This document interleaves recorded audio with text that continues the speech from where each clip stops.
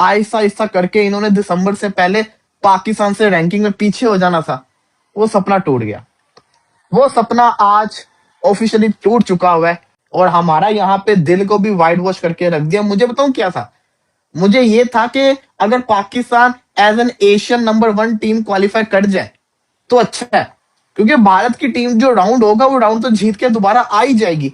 लेकिन पाकिस्तान जो qualification round है जिसके अंदर न्यूजीलैंड होगी, अफगानिस्तान होगी, दूसरी बड़ी बड़ी टीमें होंगी, उनके अगेंस्ट जीत के पाकिस्तान की टीम क्वालिफाई नहीं कर सकती। इंडिया पाकिस्तान नहीं होने जा रहा ओलंपिक्स के अंदर, तो इंडिया पाकिस्तान शुक्र है कहीं तो नहीं होगा। हांगकांग सुपर सिक्सेस तक में हम अवॉइड नहीं कर पा रहे, तो हम जूनियर एशिया कप में अवॉइड नहीं कर रहे, ओलंपिक्स में अवॉइड होने जा रहा है। बात करें रैंकिंग की, तो रैंकिंग की बुनियाद पर देखें तो मजमूई तौर पर 6 टीमें ओलंपिक्स में हिस्सा लेंगी जो कि क्रिकेट मुकाबले वहां खेलेंगी। उन 6 में से एक मेजबान अमेरिका ने होना ही होना है, बाकी बच गई 5। और जो रैंकिंग की बुनियाद पर टॉप 5 टीमों में जो टीमें हैं उनसे पाकिस्तान टीम बहुत पीछे है। पाकिस्तान 8वें नंबर पर है, जिन्हें टॉप 5 में आने के लिए ना सिर्फ श्रीलंका को पीछे करना होगा बल्कि वेस्ट इंडीज से भी आगे बढ़ना होगा, साउथ अफ्रीका से भी आगे बढ़ना होगा। वैभव सूर्यवंशी ने सिकंदर रजा को निकल के जो सटोक मारा है ना, सर चस आ गई है। मैं कहता हूं जिंदगी के मजे पूरे हो गए हैं। जो निकल के चसल लगाई है ना वैभव सूर्यवंशी ने, ठोक दिया पकड़ के, घंटा जो है वो बज गया कि सपना टूट गया। आज officially I am again heart broken. और बिलीव मी, ये कोई सीरीज इतनी बड़ी सीरीज नहीं थी, इट डजंट मैटर। जिम्बाब्वे की टीम थी लेकिन इससे एक उम्मीद थी। और तुम सबको छोड़ दो, उम्मीद को छोड़ो, जिम्बाब्वे को तो मैं क्या ही बोलूं, कभी जिंदगी में ये बड़ी टीम बनेगी भी कि नहीं बनेगी। के सारे बड़े धुरंधर तिलक वर्मा, अभिषेक शर्मा, ईशान किशन, श्रेयस अय्यर, तिलक वर्मा एक 6 नहीं मार पाए, और ये बच्चा 15 साल का वैभव सूर्यवंशी आके 102 मीटर का छक्का मार रहा है। कहते हैं सपने देखना बुरा नहीं होता। सपना ही तो देखा था, एक सपना ही तो देखा था कि पाकिस्तान की टीम ओलंपिक्स LA 2028 के अंदर पाकिस्तान को रिप्रेजेंट कर तो अभी भी सकती है। एक नॉकआउट राउंड जीतना होगा, उसको क्वालिफाई करके ओलंपिक्स में क्वालिफाई कर सकते हैं। लेकिन एक सपना दिखा था, सपना दिखाया गया था। जब भारतीय टीम आयरलैंड से 2-0 से हारती है उस वक्त एक उम्मीद मिलती है। फिर भारतीय टीम जब इंग्लैंड से 4-0 से हारती है एक और उम्मीद मिलती है। और हमने एक सपना देखा कि अगर आयरलैंड कर सकता है, इंग्लैंड ने करके दिखा दिया, तो जिम्बाब्वे भी कर सकता है, जिम्बाब्वे भी करके दिखाएगा, जिम्बाब्वे भी करके दिखाएगा। लेकिन जिम्बाब्वे ने क्या करना था, भारत ने ही उनको 3-0 कर दिया। और जो सपना था वो सपना का सपना ही रह गया। इंडिया दोबारा से नंबर 1 T20 टीम इस वक्त बन चुकी हुई है। और जो पाकिस्तान का था कि अगर ये 2-1 से जीत जाती, अगली सीरीज में इनके पास और मुश्किल होनी थी, इन पे और प्रेशर होना था। आहिस्ता आहिस्ता करके इन्होंने दिसंबर से पहले पाकिस्तान से रैंकिंग में पीछे हो जाना था, वो सपना टूट गया। वो सपना आज ऑफिशियली टूट चुका हुआ है। अब दोबारा से लगातार इंडिया को 12 मैचेस हरवाना that is impossible. Shreyas Iyer की कप्तानी के अंदर जो उनको एक किक चाहिए थी, वो आज जिम्बाब्वे की टीम से उनको मिल गई, वो मिल गई। वो जीतना शुरू हो गए। जितना बुरा उसके करियर का स्टार्ट हुआ था, 2-0 4-0, उसके बाद जिम्बाब्वे के अगेंस्ट उसने 3-0 मार के अपनी कप्तानी का सफर शुरू कर लिया, वाइट वॉश एक और करके रख दिया। और हमारा यहाँ पे दिल को भी वाइट वॉश करके रख दिया। मुझे बताऊं क्या था? मुझे ये था कि अगर Pakistan as an Asian number 1 team qualify कर जाए तो अच्छा है, क्योंकि भारत की टीम जो राउंड होगा वो राउंड तो जीत के दोबारा आ ही जाएगी। लेकिन पाकिस्तान जो क्वालिफिकेशन राउंड है जिसके अंदर न्यूजीलैंड होगी, अफगानिस्तान होगी, दूसरी बड़ी बड़ी टीमें होंगी, उनके अगेंस्ट जीत के पाकिस्तान की टीम क्वालिफाई नहीं कर सकती। समझ रहे हो ना मेरी बात? कहने का मकसद मेरा ये था कि मैं चाहता था कि पाकिस्तान डायरेक्ट क्वालिफाई कर जाए, क्योंकि पाकिस्तान का मुश्किल है उस राउंड के थ्रू क्वालिफाई करना। लेकिन भारतीय टीम उस राउंड के थ्रू क्वालिफाई कर सकती थी। लेकिन वही बात आ गई ना कि सपना टूट गया। आज officially I am again heart broken. और बिलीव मी, ये कोई सीरीज इतनी बड़ी सीरीज नहीं थी, इट डजंट मैटर। जिम्बाब्वे की टीम थी लेकिन इससे एक उम्मीद थी। और तुम सबको छोड़ दो, उम्मीद को छोड़ो, जिम्बाब्वे को तो मैं क्या ही बोलूं, कभी जिंदगी में ये बड़ी टीम बनेगी भी कि नहीं बनेगी।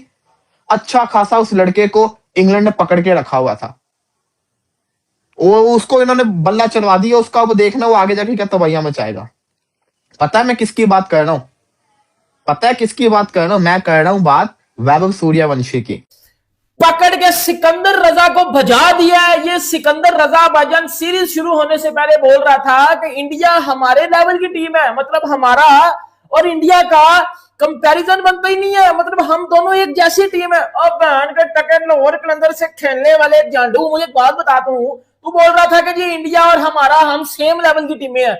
आप वनडे और T20 रैंकिंग्स में कोई 10वें नंबर पे बैठे हुए हो, वो T20 रैंकिंग्स की टॉप की टीम है, नंबर 1 पे बैठी हुई है। माना वो एक आधी सीरीज हार गए हैं गौतम गंभीर की वजह से, लेकिन भाई आप तो सीधा ही लर्न पे चलना शुरू हो गए थे कि ये तो काम ही तमाम कर दिया था आपने कि जी वो इंडिया को तो हम पेल देंगे आराम से। फिर पता चला कि किसने किसको पेला है। 3-0 इंडिया ने आपको किया है, आपने इंडिया को नहीं किया। और आज भी आप तकरीबन मुझे लगता है कि डक पे उठ हुए हो। आपको ऐसा पकड़ के इंडिया ने लर्न पे चढ़ा है कि बेटा आपके होश उड़ चुके हैं, आपके तोते उड़ चुके हैं, पकड़ के आपका बेटा घंटा बजा दिया।